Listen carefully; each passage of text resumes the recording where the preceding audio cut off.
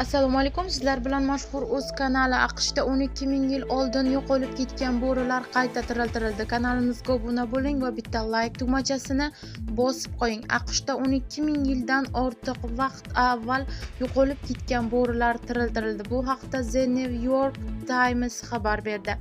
Amerikaning Colossal Business biotexnologiya kompaniyasi dahshatli bo'rilar Direwolves Andirus deb ataluvchi yo'q bo'lib ketgan turning nusxasini qayta jonlantirdi. Buning uchun olimlar 72 ming yillik bosh suyagi va 13 ming yillik tishdan olingan dahshatli bo'ri turiga oid genlarni zamonaviy kulrang bo'rining tuxum hujayralari bilan aralashtirib, ularning yirik zotli itlarga surrogat onalarga joylashtirgan.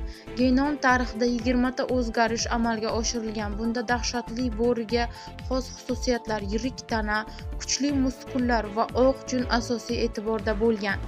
Natijada 2024-yil oktyabr oyida 3 ta bo'ri bolasi tug'ilgan va ularga Romul Rem taxtlar o'yini qahramoniga ishora sifatida Khalise deb ism qo'yilgan. Bo'rilar AQShning maxfiy hududida yashamoqda va mol, bug'u hamda ot go'shti aralashmasi, shuningdek maxsus yem bilan oziqlanmoqda.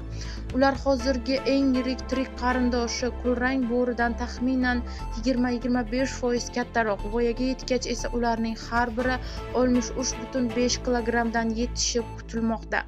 Eslatib o'tamiz, avvalroq ushbu kompaniya 2028-yilda mamont DNKsi va Osiyo fili hujayralaridan foydalangan holda junli mamontni jonlantirishni rejalashtirayotganini xabar qilgan edi.